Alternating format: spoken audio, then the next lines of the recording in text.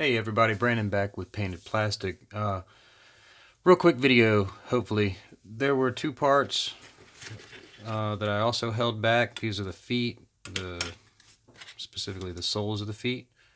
The reason I held these back is I didn't have the right size magnet. So the reason for the magnet, we're going to have a magnet on the feet and a metal connection on the base, so that the batteries and the switch and everything can be on the base, and we just have to wire the robot.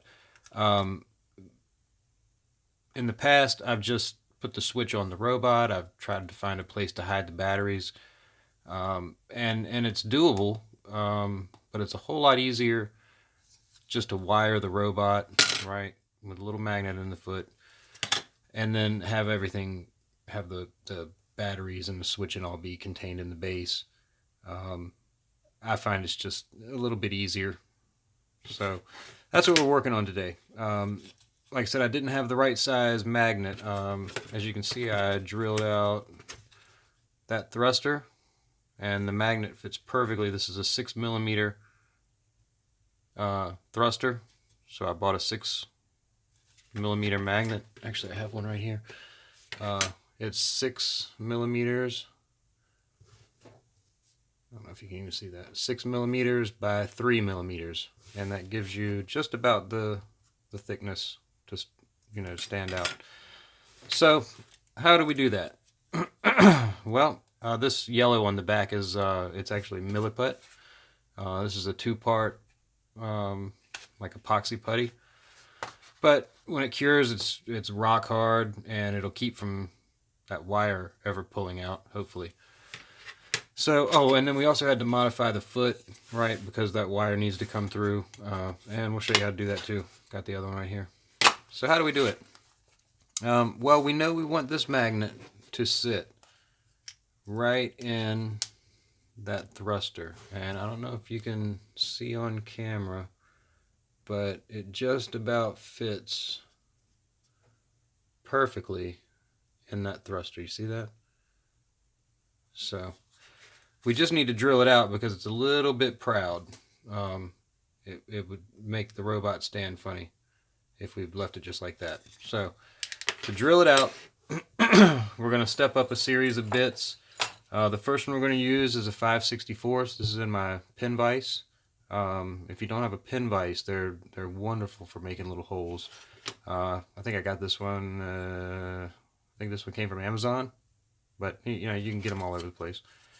And we're going to aim for right in the center of that thruster. Now, if we don't get perfectly dead center, it's okay. We can adjust it. But the initial hole, we're aiming for as close to center as possible. And give it a few turns. You can see it starts cutting into the plastic, pretty quickly. And really, we'll go through this plastic in no time. A pin vise is really nice, though, because it's super precise. You put that hole exactly where you want it. All right.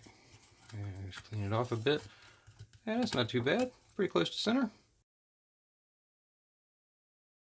Yeah. All right, so we got our hole drilled. I went and grabbed the hand drill. And then I also just kind of, before I put the bit in the drill, I kind of scribe the backside a little bit, just so I'd have kind of a guide. And this is just slow and steady, people. You don't want to go crazy and damage the front side. So just give it. Gonna get loud. Sorry. You know what? Maybe I'll time lapse this so it won't be just dreadful. Just go slow. Take your time.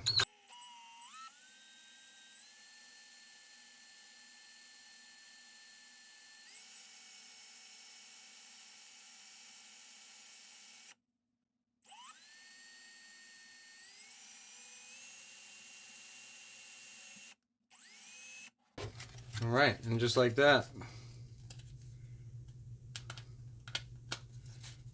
got a larger hole. Real quick, I'll just show you the next bit up Why I picked this bit particularly is because it's got a little, can you see that? It's got a little barb right on the end. Well, that's the same size as that pilot hole, right? So now I can go right around, not even touch that outer ring. Yeah, hopefully. So I'm going to do the same thing just by hand, kind of get a groove, right? How about I show it to you? Right, just creating a little trough in the center where the drill will hopefully follow when I put it in the drill itself. See that? Just kind of scribe around just the inside. Hopefully the drill will follow that path and not gouge the that side rail. That's the plan. I am going to have to do this outside because I have to bear down on a piece of wood or this thing gets just mangled. So when I come back, this hole will be done, right? And we'll get to the rest of it. All right, back in a minute. Oh, welcome back. Yeah, so we got this hole drilled. This is the 5/16 hole, and I don't know if you can make it out, but that thruster rim is perfectly intact. So, successful drill. Yeah, so our 6mm magnet, right, fits into that 5/16 hole just perfectly, right?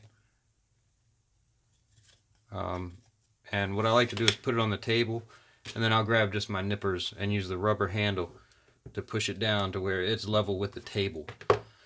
So now the magnet will be flush on the bottom of the foot, right? And like I said, that's so snug that I don't think it would pop out just like normal use, you know. I'm going to still put something on it to keep it in place, but still, it fits really snugly, right? So what do we do for the wiring? We need a couple of things. Wire, and I've got this might look like a whole lot of wire, and it is, but eventually this wire is going to go all the way up the leg of the robot, and it'll all come together kind of in the torso, right? So I've got more wire here than I need, but yeah, so you need wire. Solder, and I got my soldering iron right here.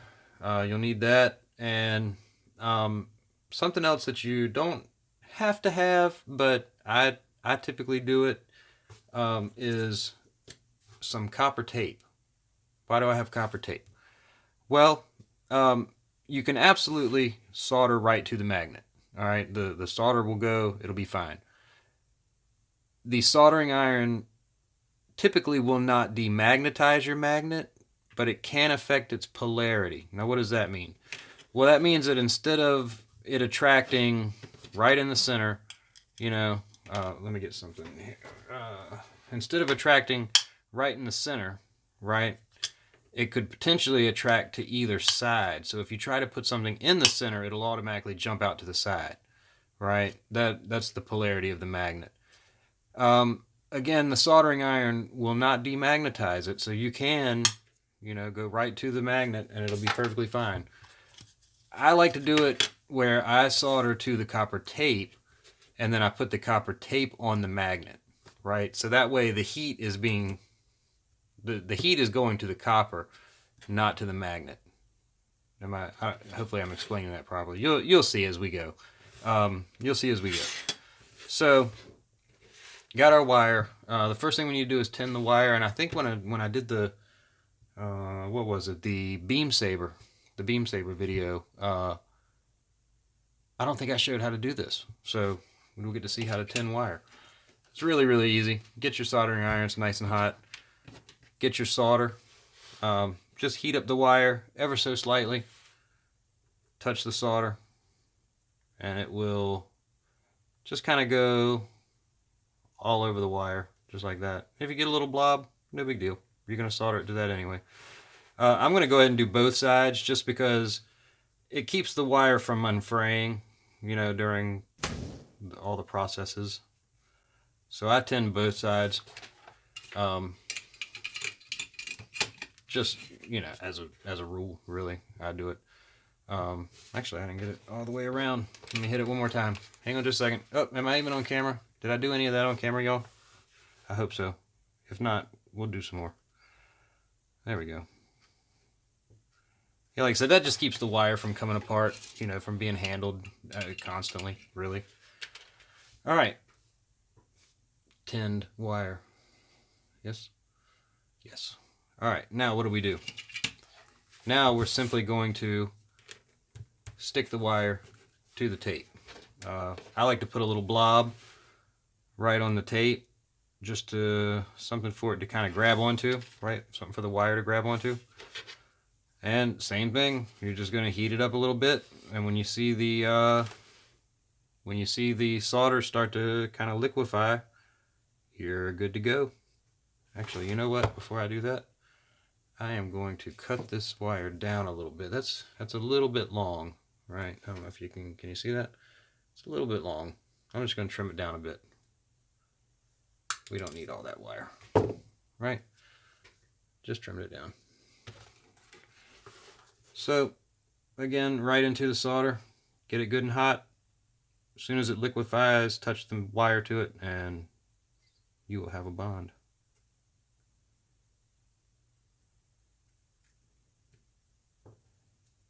Just like that. So now we have our wire on our tape. From here, I will typically tear off a small piece, you know, kind of the same size as the magnet. Take the backing off. Careful when you're messing with this copper tape, because if it gets stuck to itself, you're getting a new piece of copper.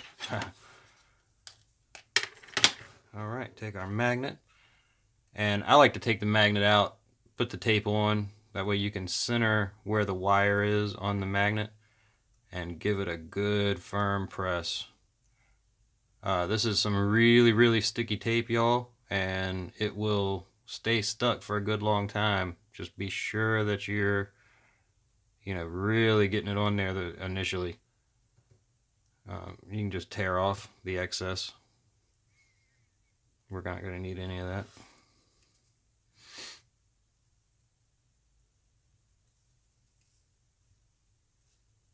Right. Now we install it in the part. Remember, put it on the table. Use a little rubber end of your cutters. Give it a good press. You want that good and stuck all around, especially right on top of the solder. Make sure that gets good and stuck. And then what I like to do is get another little piece, a little bit bigger piece, and smash this all across the top. That way you're getting not only the connection where you soldered it to the copper tape, but you're getting a secondary connection on top of the solder as well. And I just cut off a little chunk, stick that right on top. And same thing, hold it tight to the table, use the end of your nipper, and go all the way around. Good smash. Like I said, if it hangs over, that's no big deal. It's not gonna be, there's not so much electricity that it's gonna do anything to it at all to the plastic. It'll be perfectly fine. But yeah, so that's good and stuck. Now we can test it actually. This is the solid color, and if you'll remember from my other video, the solid color is always positive, right? I've got a little tester bulb here that I just pulled out for doing this. We can connect the positive to the positive of I also have a little tester battery with a little lead on it, and connect the negative to the battery. Where did my bulb go?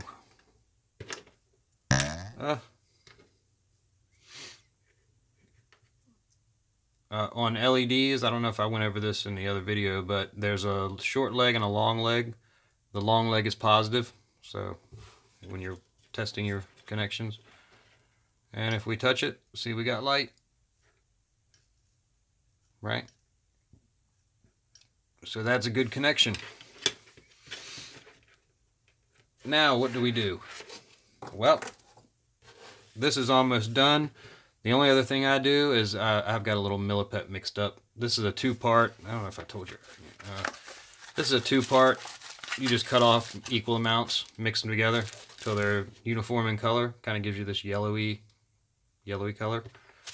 And then you just put it wherever you want it. And in 24 hours, it will be as hard as rock. So be sure you don't get it anywhere. I mean, you can still sand it and cut it and paint it and all that fun stuff. But, you know, be real careful to only get it where you want it. And then this is, I mean, as you can see from this one, you literally just smash it all around. Put a little bit in. Oh, I forgot one thing. Where is my... I like to take my blade and just kind of go around the plastic just so the milliput has something to kind of grab onto. It will stick to the plastic, no problem. But these little slices will just give it some extra footing to grab onto. You know, I guess you don't necessarily have to do it. I do it. But yeah, then you just take your milliput and smash it in. Make sure you get it all over wherever the magnet is. Keep it nice and flat to the table. So as you're smashing, you're not, you know, changing the position of the magnet. But then just smash that milliput all around. Do try to keep your wire going up. You don't want to, you know, you don't want to force your wire into a weird position. But yeah, so that's it. Those two are wired and ready to go. Now they can be primed and painted and pre-shaded. I will end up masking off the magnet. I don't want to get paint on the magnet. But yeah, other than that, they're ready to go. Now once these are primed, pre-shaded, and base coated, basically in this state, because this is a base coated foot, I will go ahead and install them. Right? It'll be one piece. And then from there on, everything that happens, the rest of the process will happen to both of them. But I had to hold these back. I was missing I didn't have the right size magnet. Incidentally, I don't think I have them here. Got a little box of magnets, all different sizes, but I didn't have 6mm. So yeah, that's how you do that. Now they are ready to go. In terms of cutting this out, this little square right here is kind of right where this falls, right when you put it together. And it's also where the ankle, I should have grabbed that if I'd have been ready.